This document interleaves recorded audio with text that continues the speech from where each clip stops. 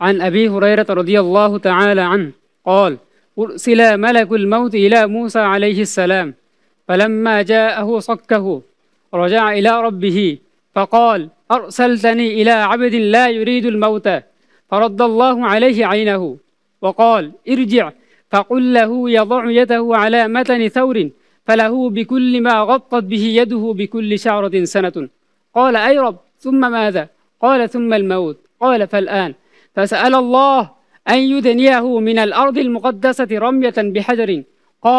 قال رسول الله صلى الله عليه وسلم فلو كنت ثم لرأيتكم قبره إلى جانب الطريق عند الكثيب الأحمر. رواه الإمام المسلم في صحيحه. হযরত আবু হুরায়রা রাদিয়াল্লাহু তাআলা আনহু থেকে বর্ণিত, তিনি বলেন মালাকুল মাউতকে যখন হযরত মূসা আলাইহিস সালামের কাছে প্রেরণ করা হলো, তখন মালাকুল মাউত যখন তার জান কবজ করতে গেল, তখন মূসা আলাইহিস সালাম তাকে এক চট মেরে দিলেন। তো মালাকুল মাউত আল্লাহর কাছে ফিরে গিয়ে বললেন, আপনি আমাকে এমন বান্দার কাছে পাঠিয়েছেন তিনি তো মৃত্যু চান না। তখন মালাকুল মাউতকে আল্লাহ তাআলা বললেন, তুমি মূসার কাছে গিয়ে বলো সেই যেন কোনো একটা ষাঁড়ের উপর তার হাত রাখে, সেই ষাঁড়ের যতগুলো চামড়ার উপর তার হাত আবৃত করবে তার জন্য তত বছর হায়াত দেওয়া হবে। তো মালাকুল মাউত যখন মূসা আলাইহিস সালামকে কথা বললো, মূসা আলাইহিস সালাম প্রতি উত্তরে বলল, এ আল্লাহ তারপরে কি হবে?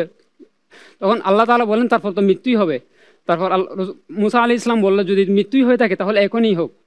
তখন রাসূলুল্লাহ সাল্লাল্লাহু আলাইহি ওয়াসাল্লাম বললেন, আমি যদি তখন মূসা আলাইহিস সালাম আল্লাহ তাআলার কাছে একটা বিষয় আরজি করলেন। তিনি বললেন তাকে যেন বাইতুল মুকাদ্দাসের কাছাকাছি কবরের ব্যবস্থা করে দেওয়া হয়। তখন রাসূলুল্লাহ সাল্লাল্লাহু আলাইহি ওয়াসাল্লাম এই ঘটনা বর্ণনা করার পর বললেন, আমি যদি সেই জায়গায় থাকতাম তাহলে আমি তোমাদেরকে তার কবরস্থানটা দেখাই দিতে পারতাম। ইলা জানিবিত তরিকি ইনদাল কাসিবিল আহমারি, রাস্তার পাশে লাল বালু টিভির পাশে তার কবরটা আমি তোমাদেরকে দেখাই দিতে পারতাম। এই হাদিসটি ইমাম মুসলিম রাহিমাহুল্লাহ তাআলা তার সহিহ গ্রন্থে বর্ণনা করেছেন।